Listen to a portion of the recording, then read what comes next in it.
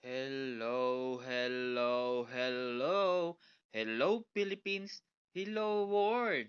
Another vlog na naman tayo. At exercise na naman. Hindi po tayo mag-asawa hanggat hindi tayo gumagaling kahit pa ulit-ulit. Ay siya nga pala, pagkatapos kong sumamba kahapon mga alas 7 ng gabi, nagkaroon muna kami ng doktrina. Medyo matagal pa akong matapos. Ang galing ni Ministro magpaliwanag. Very modulated ang voice niya. Ang galing.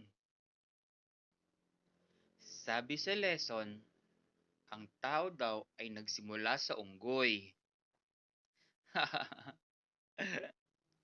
Kahit ako, hindi ko sabing nagsimula ako sa unggoy. Sa Big Bang Theory lang naman yon. According sa mga scientists, ang tao raw ay nagsimula sa unggoy. Yung langit at lupa, yung araw at buwan, lahat ng maganda ay gawa ng Diyos. Yun, basta ang galing ni Ministro magpaliwanag. Pero first time ko lang siyang ma-meet kahapon. Pero ako nakilala niya. Alam niya na ang background ko na dating guro, teacher, ganun. Alam niyo mga kalabs, may naalala lang ako about prayer. Prayer is the weapon that God has placed in hand. Totoo talaga yon. Prayer is the weapon. Yan lang ang sandata na meron tayo. Prayer.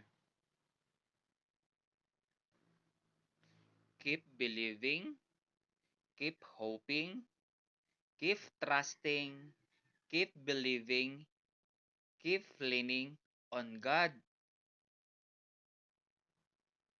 Basta lahat ng ginagawa natin ay para kay Ama. Walang imposible kapag si Ama ang gumawa. 'Di ba sabi ko sa vlog ko, huwag mong katamaran ang pagsamba dahil ang hin- dahil ang hindi tinat dahil hindi tinatamad ang biyayaan ka. God always blessings you to be a blessing.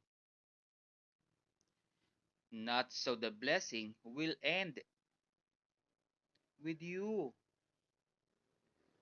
but so it will flow through you. Kaya kung ako sa inyo mga kalabs, huwag nating pabayaan ang pakikipagrelasyon natin sa Diyos. Siya lang ang tanging gagabay sa atin. Siya nga pala, kung sakasakali at bibigyan pa ako ni Ama kung sino ang aking mamahalin, yung tulad ng nakasulat sa Biblia,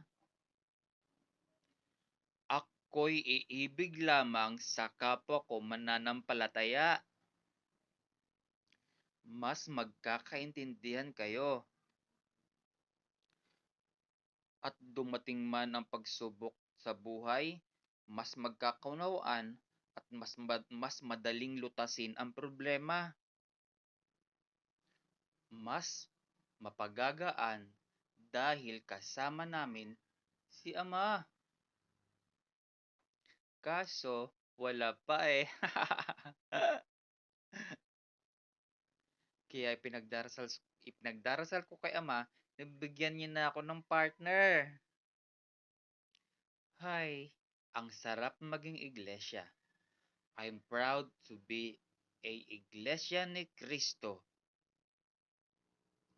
Kung alam lang ng iba ang turo ng iglesia, lahat ay galing sa Biblia. Ngayon ko lang naranasan ng ganito. Ang Ama, walang buto at laman. Espiritu lang siya eh. Walang identity. Unlike kay Kristo, meron.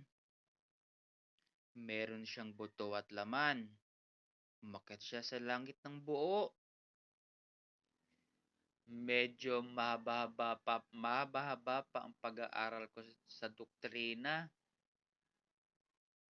at marami pa akong matututunan. Unti-unti, naliliwanagan ako kung ano ba talaga ang tunay na relihiyon. Oh, ayan, hanggang dito lang ulit. Next time na lang tayo magkukwentuhan. Magkukwento pa ako sa inyo kung ano ang buhay iglesia at kung bakit sinusunod ang pagtupad sa tungkulin. Ito si Kalabs TV Vlog na nagsasabing paalam. Bye-bye!